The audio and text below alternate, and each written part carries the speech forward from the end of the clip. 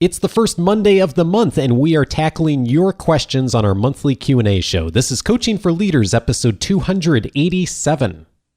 Produced by Innovate Learning, maximizing human potential. Greetings to you from Orange County, California. This is Coaching for Leaders, and I'm your host, Dave Stachowiak. Leaders aren't born, they're made. And this weekly show gives you access to the practical wisdom that will empower you to become a better leader. And I'm so glad you've joined in with us. If this is your first time listening, welcome. Once a month, the first Monday of every month, we record responses to the questions that have come in from the listening community over the last month. And you can submit your question to us for consideration for a future Q&A show just by going to coachingforleaders.com/feedback.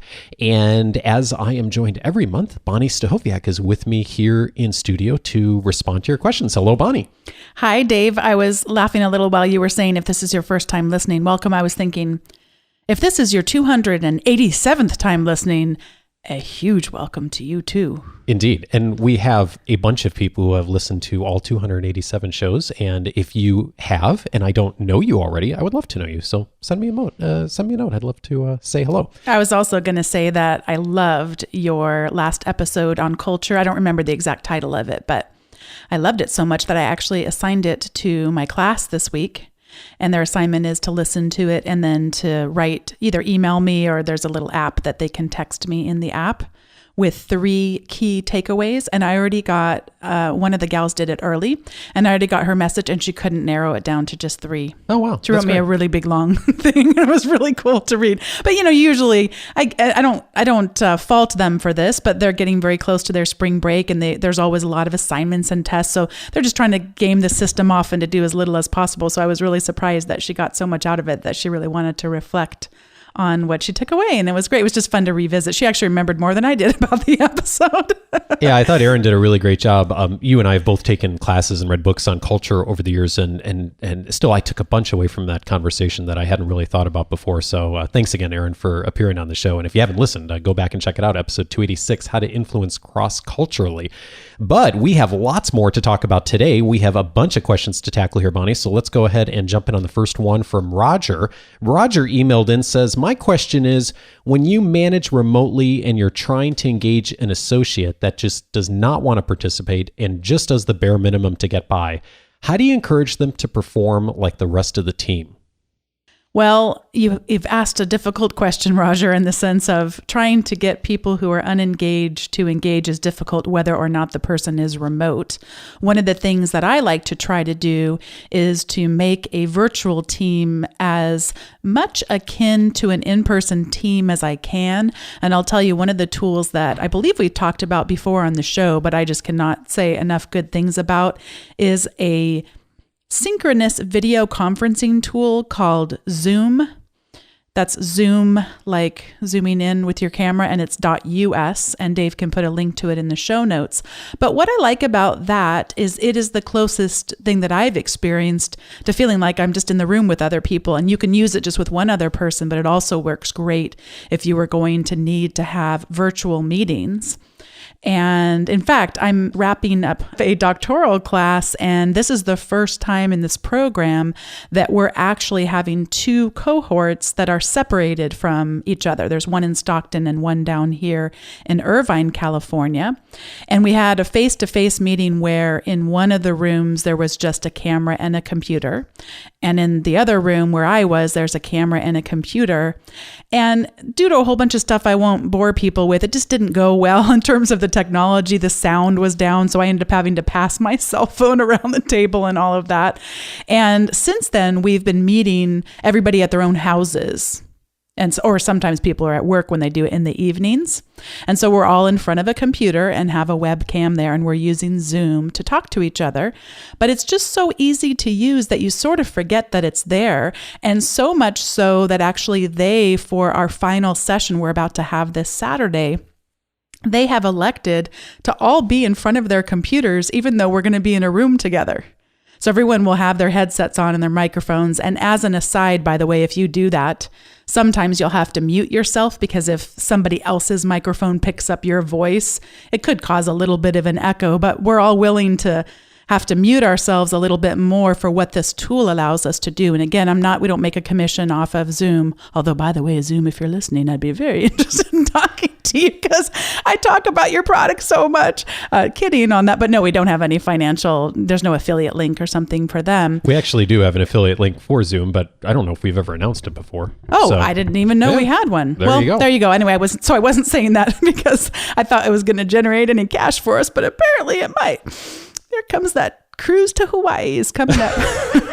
Kidding. We do not make large sums of money off of any of our affiliate links. Which actually relates to one of our questions later, which we'll get into. Yeah, exactly. But anyway, just that idea that if I can use technology to make more of that connection, that's helpful. But the rest of anything I would have to say about this is just very much, how do you manage someone who's disengaged, who's in person? And a lot of that comes down to trying to ascertain what the bare minimum means. You haven't said anything in terms of context. Is this a sales organization? Is this an operations organization? It's hard sometimes, because if bare minimum works, then sometimes what I try to do is structure things such that bare minimum works, in the sense of is this person incredibly reliable, but just not someone who goes out and gets things. And that can sometimes be difficult for me. I'll be candid. It can be difficult for me to manage someone who is just things are running, it's on time, it's steady, but boy, isn't not moving fast. And in case you can't tell this from my interactions on the podcast, I like to have things moving. I like action oriented. I like goals. I like checking things off of lists. But if everyone in an organization was like that, it wouldn't be good. So I'd be wanting to think about, am I missing some of the picture of the value that this person either is contributing or could potentially have the ability to contribute? And one other thing I would just wonder about is everyone else on your team in person? And is just this one person remote? Because that was sort of the way it sounded like was possible. And in that, I would wonder, well, why is that? And is there anything that you're inadvertently doing to make the person feel like they're ostracized from the rest of what's happening? And can you put into place tools? And I mentioned Zoom. I'll mention one more, by the way.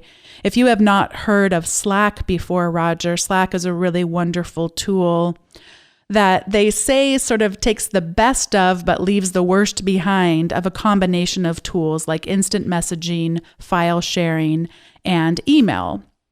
And you might be wanting to think about, those regular kinds of communications that should have a little bit more urgency than email, but not quite as much urgency as, say, a text message might. And so in my experience, Slack creates a lot more of a sense of community and a lot more of collaboration. And it also integrates with other services as well. So as far as tools go, I would check out something synchronous video. And wanting to create some norms around that. When I teach the class that I mentioned, it's a culture that everyone should have themselves unmuted. Obviously, if you have a dog or, Dave and I, before we started recording, we thought our kids had just gotten home from the park. So we're like, should we start recording? If sound becomes an issue, then people should, be able to mute themselves just for a minute or two. But the norm should be, if we're in a meeting together, whether it's one-on-one, or whether this is a group meeting, I should see your eyes. It should be like eye contact. Although, candidly, on a computer, if you really want to appear as if you're giving eye contact, what you're actually doing is looking at the webcam. But if I was just talking to Dave, I would be looking at his face and it would look like I was looking a little bit lower. I try to position the person's face actually as close to the webcam as I possibly can. If I'm giving a webinar, I look straight at that webcam to make it really look like I'm making eye contact. But anyway, I want to reduce any barriers that I can, suggest Zoom, suggest Slack, and suggest, I guess one final thing would be the book Drive by Dan Pink, and thinking about the 3 things that Dan Pink says most motivate us. And Dave, of course, I'm not going to remember all 3, but the biggest one that I remember that sticks with me because it motivates me so highly is autonomy. And that if you're trying to like remove some of that autonomy, sometimes it's for good reason, but sometimes you get friction because it really does demotivate people when you take away their autonomy. This is a challenging situation, Roger. I'd love to hear from you back and hear how things go, and I hope it's been helpful to you. Autonomy, purpose, and mastery are the three from Pink's book. I would highly recommend that, Roger, as a read. I agree with everything Bonni said, and I second Zoom and Slack. We use both of those for the Coaching for Leaders Academy. They're really powerful platforms. And finally, the other book I would suggest taking a look at, if you don't read at least the lesson from the book, I think is helpful, from the Gallup organization, First Break All the Rules. It's an oldie, but it's a goodie. And one of the key tenets in that book and the research that Gallup has done on organizations and managers and engagement over the years is that they found that the best managers spend the most time with their best people.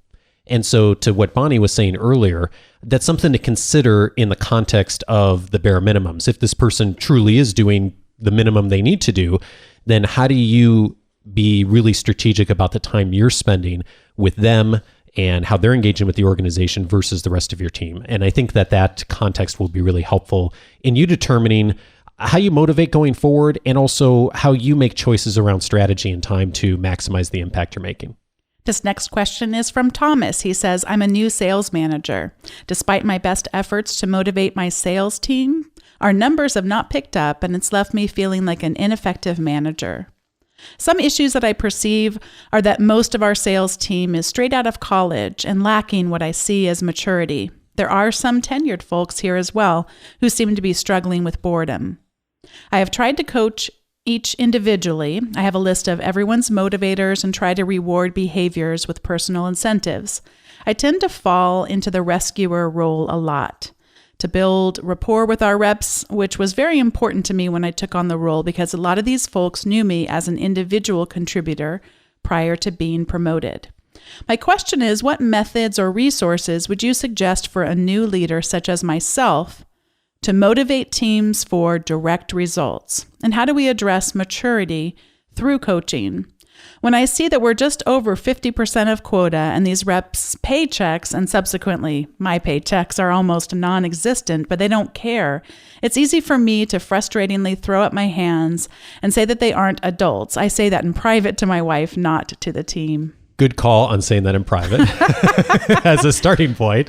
So yeah, this is really a tough situation, Thomas. I have worked through this with teams over the years too, and particularly in a sales organization. I'm assuming from the context of your question, folks are being paid on commission.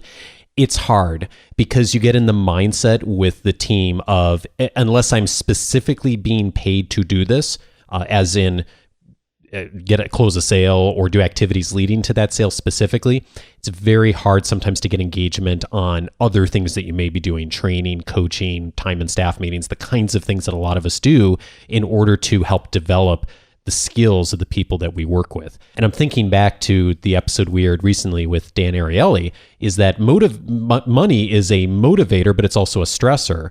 And so money in and of itself isn't going to lead to those goals, as you are discovering, unfortunately, within the organization is, a lot of times we think that if we just structure the compensation system right and we help people to maximize how much money they can make, that's just going to kind of take care of things. And you already know that that's not true, Thomas, but for everyone else, that's the kind of thing that I think that we really need to look at a very holistic approach about how we do this. And this is really hard in an organization where you're doing that, Thomas. One of the things that I would really suggest looking at is going back to what Simon Sinek said when he came on the show, and his book Start With Why, is what's the big reason, what's the why behind what your organization does in the world and how you get people connected to doing that.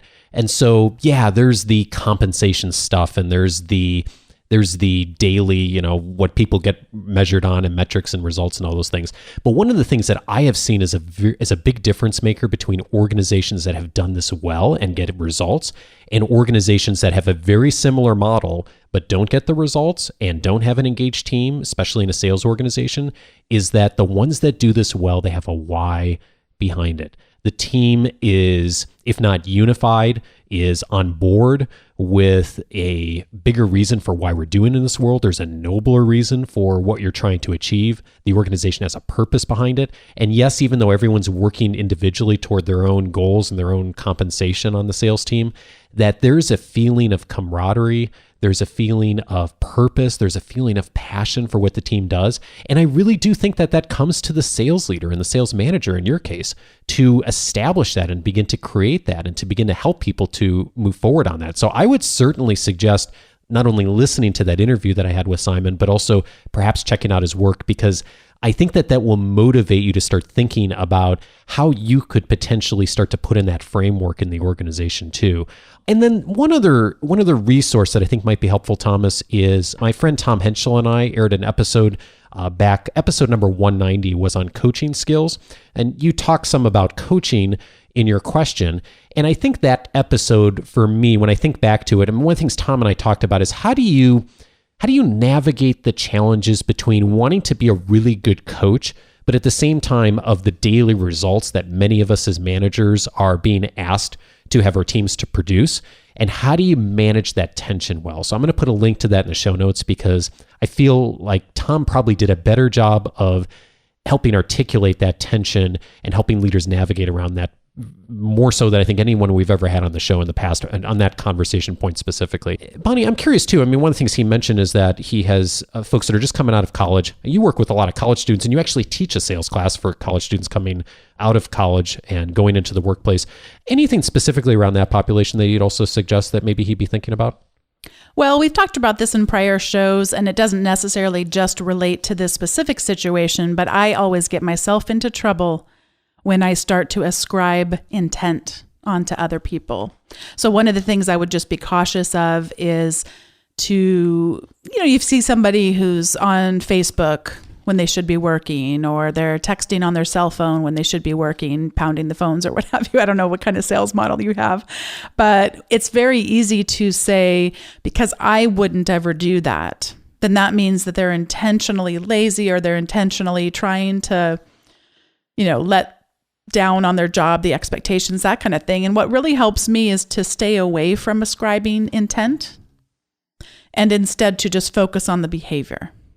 Because behaviors, we can name those. And I can say, Dave, when you text on your phone when we're having dinner, that really hurts my feelings, because I feel like it does. By the way, he doesn't do that. He doesn't do that. But it makes me feel like you're not fully present for me, or that I can talk about the behavior. But if I say, Dave, you are purposely making me feel this way, if I start with the intent, that's a very difficult way to communicate, and a difficult paradigm to have, because so many times people who are younger and people who are less experienced, they just don't have that social awareness. They don't have the cultural awareness. And by the way, that culture isn't necessarily always about experience. Sometimes it can just be about entering into a new culture, and you can have 40 years of experience and still find yourself going, whoa, what's going on here? Because cultures can be so drastically different. I was going to mention just one other thing before we go on to the next question, and that is another resource I always like to pick up and revisit when we're talking about incentives, is a really old article called On the Folly of Rewarding A While Expecting B. At least I think I have the A and B in the correct order on that. I always get it wrong, but sounded good to me. Indeed, we have mentioned it. I'll track down the link for it. Yeah, it's a great article, and it talks specifically about incentives and how in the example in the book, in the example in the article where we're looking for, we want more teamwork, but then the incentives are incenting toward individual performance would be a classic thing that happens. But it looks at a lot of different examples, and it might just be good to read and think about some of the incentives, because as Dave said, they're probably not working if they're only getting to 50% quota, and they seem to be satisfied with that. But I mean, you said they don't care, and I guess I would ask, how do we know that they don't care? Is it perhaps they don't feel like they can express that? I don't really know many people who enjoy failing, like celebrate failure, that kind of thing. So it would be really interesting to unpack that a little bit more and see if there's something that you're missing. We mentioned a number of past episodes in responding to this question. And so one of the things I'd also recommend for Thomas and anyone else who has not yet done this is be sure to set up your free membership on the coachingforleaders.com website. That does a whole bunch of things, but one of the things that you'll get access to right away is the entire past library of all the podcasts we've aired. And the reason that's valuable is because if you have a question, you're wondering about something around leadership and you're thinking, gosh, maybe I heard that on a show before, or maybe I've just been listening for the last 6 months, but I'd like to see what was in the past on this. You can go onto your free membership dashboard, and when you log in, you'll see there's a big button for podcasts.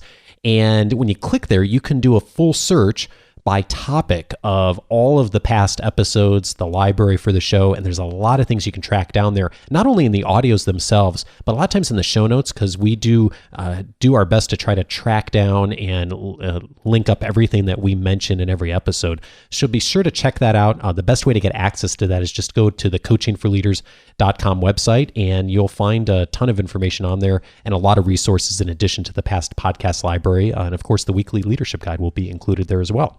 So let's move over to the next question here from Kristeen. Kristeen emailed in and said, I was wondering what's the value of a master's degree these days? I've been getting a lot of opportunities to freelance lately, and I know that they can help build my reputation and pave a way for building my own business, which is my ultimate goal.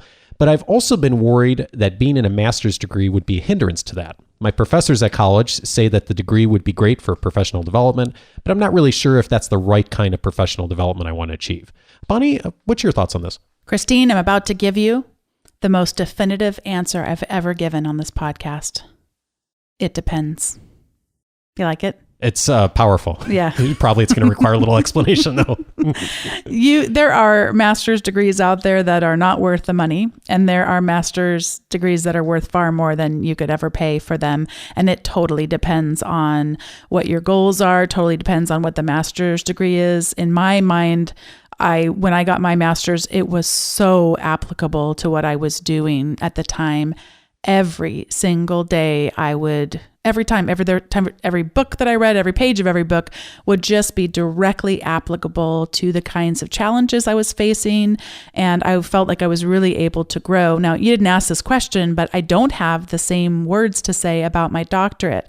That doesn't mean that I'm not glad I got a doctorate, because what it did was help me be able to be a tenured professor at a 4-year institution, which I would not have been able to do with a master's degree. So I'm glad I did it, but it just didn't have the same applicability that I described for the master's degree, but it was toward a different career goal.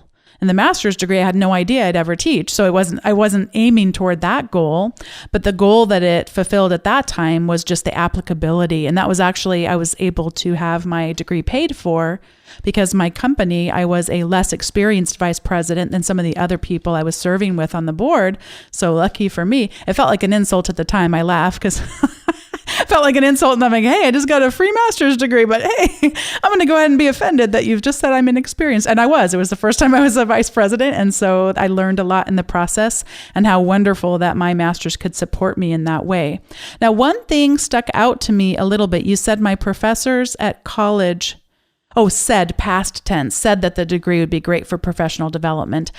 This varies a lot depending on the kind of master's degree you would want to earn, but I generally speaking find that it's better if people have at least 3 to 5 years of professional experience before they earn a master's. And this would be like if you were going to get a master's in business administration or a master's in leadership or coaching or something like that, because you just don't tend to, most of the time, right out of college, assuming you went to college when you were somewhere from 18 to 22, 25, something like that, generally speaking, don't have enough organizational experience to be able to have the applicability that I described from earlier. So if you are fresh out of college a couple of years, you may want to wait another year or two until you have a little bit more experience so that you can take the next step. Because otherwise, what it can potentially have employers perceive is that you only possess book knowledge. You don't have the real world experience. I agree with everything Bonnie said. And the one thing I'm also zeroing in on here is a way for building my own business. So, Kristeen, 30 years ago, there weren't a lot of other options. The only option for most people beyond college for a lot of professional development was getting a master's degree. Today, there are tons of other options. Master's degrees, of course, but there's tons of training programs, there's courses, there's communities, there's all kinds of things online. So one thing I'd suggest, in addition to Bonnie's suggestions, is to go talk to people and in your network who are doing the kinds of things you'd like to do, and just ask them about their experience. Where did they get their education? Where did they get training? How did they learn how to do the things they're doing? How did they learn how to run a business? And I think you'll get a better sense of just what people are doing these days, and specifically maybe in the industry you're looking at, what people are doing to drive their professional development. And if you get a sense of that, then I think it'll help you to answer that question and even get more clarity on whether or not getting a master's is the right path for you. This next question is from Francisco. I had a brief/negative experience with a company the past year, and after I left, some of the core customers of that company posted public appreciations for my work on a Facebook group, basically saying that the company was losing out on my departure. Would such comments be appropriate to attach to that position on my LinkedIn profile? I'm going to also give a definitive answer to this question. Francisco, the definitive answer is no, I don't think so. And here's the reason is if you had a brief/negative experience with a company and customers were involved and advocating for you staying and giving feedback, there's just so many things that can go wrong with that, and so few things that's probably going to do to really help you long term, that I think you're better off just avoiding it. One thing that is never attractive, I shouldn't say never, but I mean most employers are not at all attracted to anything that you'd have on your LinkedIn profile or resume or anything in your experience that suggests something didn't go well with a previous employer and that perhaps you're doing something to speak poorly of a previous employer. Now, in this case, it's someone else saying that, but the fact that you'd be posting it on your LinkedIn profile would sort of give a tacit, what's the word I'm looking for, Bonnie? Affirmation. Thank you. An affirmation that's appropriate, or that, the company was wrong. So I just think and then if your next employer or whoever asks about that, I think it just brings up a lot of opportunity for awkwardness and things you don't want to necessarily communicate. And I don't think you have to have everything on your LinkedIn profile or your resume that you've ever done in your entire life. I mean, especially if this position was brief and it was less than 6 months, I'm not even sure you put it on your professional network or profile. Anyway, so I just don't think there's a lot to gain from it. And the other thing I'd add is, I guess if you really wanted to get someone's endorsement who maybe you built as part of your network, you might ask them, as we talked about in the LinkedIn show recently, you might ask them for a review to post on LinkedIn. I would also be careful about that too, though. If someone mentions something about a negative experience with a past employer, one of the nice things that LinkedIn lets you do is someone can write you a review. You can then decide if you want to post it on your profile after they write it. And I think this is probably smart for all of us. If someone mentions something in a review they write for you on LinkedIn and it's something negative about a past experience or a past employer, I think there's two things we can do. One, we could ask them to maybe edit that piece out before we post it, or we can just say thank you and not post it. And that's the beauty, is you don't have to post those things on your LinkedIn profile. I think it's just going to help you to represent yourself much more cleanly and much more professionally online. This next question is from Andy. I hope you don't mind me asking, but can I ask you about your business model? I just can't understand how you can put on such a good show and keep it free without advertising. Would it be appropriate to share this on one of your monthly Q&A shows? And Dave, I'm just trying so hard not to smile as I read this, like, insert here. It's funny. It sounds like we wrote this question, but we didn't. And thank you for your question, Andy. It's so good, Dave. How do you do it? Well, thanks, Andy, for the kind words. I really appreciate it. Yeah, I thought I'd include this here because I haven't said anything about this for a while, especially for new listeners may not know how the financial model works. So I guess both of us are a bit of a misfits in the podcasting world, Bonnie. And one of the things I see a lot, and we talked to other podcasters, we've gone to conferences where there's podcasters. One of the popular goals of podcasters is to build a podcast, get a following, and then run ads. And the end goal is to get a sponsor and run ads on their show. And I'm not saying that everyone who runs ads that's what they're in it for, but there's a lot of that pressure and that focus in the podcasting world.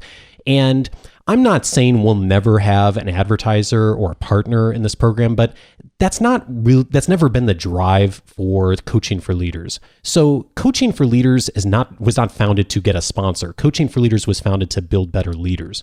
So everything we do that's business related around this show and this platform is helping people to become better leaders. So if we had someone approach us and say, hey, we want to engage in a sponsorship or a partnership, and it was really going to help our audience to become a better leader, I'm open ears for it. That said, all of the emails I've gotten the last year or two asking about sponsorships or to advertise for all kinds of things, I won't say any names, but it does, Bonni, it's odd to me when I listen to like a leadership show or technology show and they're running ads about like mattresses and things like that. It's not a good fit for you. And it's not even that great a business model for the podcaster in most cases, most of the advertising that's being done out there. So we have stepped aside from that. And again, I'm not saying we'll never do it, but I'd rather put my time and effort into things that from a business standpoint are also going to build our audience's skills and capacity to be better leaders. And so that's why the Coaching for Leaders Academy started. It was a thoughtful plan in order to help our audience to be way better at leadership and to work with people over a sustained period of time, which is something I've not seen a lot of in the professional development world. And so that's the drive behind the Academy. And to answer your question directly, Andy, 90% of the revenue that comes from this show comes directly now from the folks who are members in the Coaching for Leaders Academy. So I guess technically it's what we would call freemium model, right, Bonni? So a small number of people and their organizations, because many of them, their organizations pay for participation in the Academy, fund the entire platform, fund the entire production of this show. And we're able to do that. And I'm really proud of that. I think that for me is all about what this show's about. We're building better leaders. It's funding the show and the platform for everything else that we do. Now, I will mention there's another 10% piece there. And the other 10% is affiliate relationships that sometimes come to us or sometimes that we enter into that we also think will be of benefit to our audience. So one example of that, and probably the biggest one we've done, is the Michael Hyatt affiliate relationship when we've promoted his Best Year Ever course at the end of the year. We did that because I love the course and I reached out to them about having Michael come on the show and talk about his course, not even knowing they had an affiliate program, and got the offer to partner with them. And it's been hugely helpful to so many of our audience members over the last few years. I keep hearing about great stories from people. So that's something we'll probably continue to do. And then the other final way that this business makes revenue is from affiliate relationships. We always disclose them online when we have a link to an affiliate link for something that people can purchase. And so, for example, the books that we've talked about on today's show, when we put them in our show notes in the weekly leadership guide, the links that we have as an affiliate, like for Amazon, which is the most common one we use, always have a little asterisk behind them. And so if you click on that link from our weekly leadership guide or from our show notes, the ones that have a little asterisk, it costs you the same, but they pay us a tiny amount in order to thank us for referring you to purchase the product. And like I said, most of those are Amazon. I think we've done a couple of other affiliate things here and there, but it's been, minor things. We always disclose it, and we're always very clear on every email that we send. Always has the asterisks of the ones that are affiliates. So, Andy, my call to action to you and anyone else is if you'd like to support the show and the Academy isn't the right fit for you for whatever reason, and we'll have future opportunities for the Academy as well. By the way, if you're interested in the Academy, coachingforleaders.com/academy is where you can go to get on the list for future opportunities. But the other thing I'd say is if you listen to an episode on Coaching for Leaders and you hear a book that you'd like to purchase, we really benefit by you clicking on that link in the weekly leadership guides or on the show notes. So if you're going to plan to purchase a book you've heard about or a recommendation we've made, we really appreciate that. We get paid like 50 cents or $1, something like that for each one, but it adds up over time. And all of the revenue that's received from those affiliates goes right back into our platform. And that's how we fund the show, Andy. That's how we fund our time to do this. And I'm really proud of the model we've built around revenue because all of it is built with helping people to become better leaders. I was laughing as you were talking a little bit, Dave, because the way I perceive it is the Academy helps to support the podcast. And in fact, the Academy helps to support my podcast, which is a whole lot less revenue producing than yours is. However, I feel like the affiliate links just support our book habit.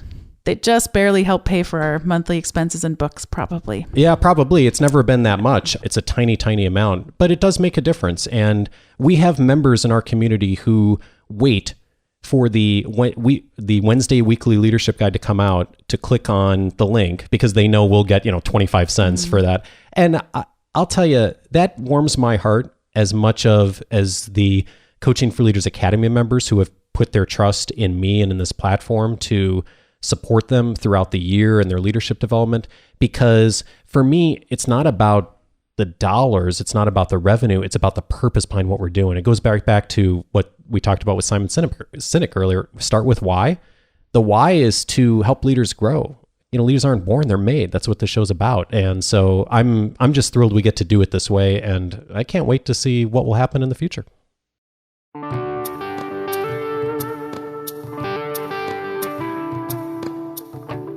Thank you, Bonni, as always. And as we do every Q&A session, we mentioned a lot of resources. All of those will be available in the weekly leadership guide coming out this Wednesday. If you don't already have access to that, as I mentioned earlier, the best way to get access is to go to coachingforleaders.com, set up your free membership. And in addition to getting access to the weekly leadership guide every week with all the show notes and resources for me, you will also get access to all the free member benefits on the coachingforleaders.com website. And one of the themes that came out pretty strongly in today's conversation from several of the questions is the bigger reason for what we're doing and why we're doing it. The start with why, like Simon Sinek would say. And I can't think of a better example of someone I know who has really zeroed in on her why and the importance of what she does than my friend Sandy Morgan. Sandy is the director of the Global Center for Women and Justice at Vanguard University. She's a dear friend of Bonni and myself, and we've had the privilege of knowing her for, over a decade now. And I guess it was about 7 years ago, Sandy extended an invitation to me to serve as a volunteer on her board of directors to do the important work of studying the issues, being a voice, and also working to end the important and difficult phenomenon in our world right now called human trafficking. And I know some of you are aware of human trafficking and the complexities and the challenges going on in our world around trafficking. It has become sadly, a bigger issue in recent years with all of the refugee situations going on in many parts of the world, including, of course, the Middle East. And the reason I'm mentioning this today is because not only did Sandy just have her annual conference this week, assembling people from all over the world on this issue, but Sandy and I have been working on a very important project that is a passion for both of us in helping get the word out about this difficult issue and helping so many people to engage in partnerships that help to prevent human trafficking. And that is the Ending Human Trafficking podcast. Sandy and I, for the last almost, 6 years now, have been airing the Ending Human Trafficking podcast twice a month. It is a really important show. It is something I am so privileged and proud to be a part of. And it is something that is very much a passion of mine and of Sandy's to get the word out on what we can all do together in order to address this very difficult issue. And I don't know if this is something that's a passion for you or not, or if you have an awareness of human trafficking. If you don't, I'd encourage you to check it out just to learn a little bit more about the issue. But the real reason I'm mentioning this is because I bet you know someone in your faith community or in the workplace or in a nonprofit or just a friend or a family member that does have a passion for helping with this problem or is aware of this issue going on in the world. And if you know that person and they are looking for a way to continually help and to serve and to partner with others, would you kindly take a moment to pass along the Ending Human Trafficking podcast to them? You can search for it on iTunes, of course. You can search for my name, whatever's easiest. You'll track it down. And of course, I'll put a link for the episode, for the show rather, in this week's show notes and the weekly leadership guide. Thanks in advance if you do pass it along. I'm very grateful for it. It'll continue to help us to support Sandy and the important work that she's doing in the world in order to really serve humanity, which is, of course, what we're all working to do, whether it's through leadership, whether it's through nonprofit work, whether it's in our families. That's such important such important work that we all do. Now, a few episodes in the past on Coaching for Leaders that related to today's conversation. Of course, as I mentioned, Simon Sinek's Start With Why was on episode 223. If you haven't heard that conversation before, definitely check it out. A lot of the principles we talked about today will be of value to you, of course. His book by the same name, Start With Why, a great read. And that's episode 223. Episode 257, my friend Tom Henschel and I talked about how to manage former peers. Thomas's question got me thinking about this because he mentioned he was an individual contributor. He's now managing some of the people he used to be peers with. And if that's the situation you're about to find yourself in, or maybe it's a situation you just came into, episode 257 is a must listen for you. Also, episode 282, recently Dan Ariely was on the show talking about how to motivate people and some of the challenges many of us as leaders fall into when we motivate only around money or chiefly around money. That's an important conversation. Comes back to some of the conversation Bonni and I had today around motivation. So again, that's episode 282. And then finally on episode 284, very recently, Michael Bungay Stanier and I talked about how to stop rescuing people from their problems. We talked about the coaching skills to use around that. We talked about the drama triangle. If you haven't checked that out, I think it's going to be a very practical listen for you. And of course, you can access all of those past episodes by going to coachingforleaders.com/the episode number. And of course, they'll all be linked up in this coming week's weekly leadership guide. On next episode, I'm glad to welcome Amanda Davis to the show. Amanda is an expert from the hospitality industry and is going to teach us how to successfully onboard new employees. It is not enough just to have an orientation session when an employee shows up for work on the first day. We're going to talk about the strategy for how to onboard employees well. I think you're going to find that to be a very valuable conversation for you and the people you lead. And thank you again to everyone who submitted a question for today's show. If you'd like to submit a question for a future Q&A show the first Monday of every month, just go to coachingforleaders.com/feedback. Have a fabulous week, and I look forward to talking with you about onboarding next Monday. Take care.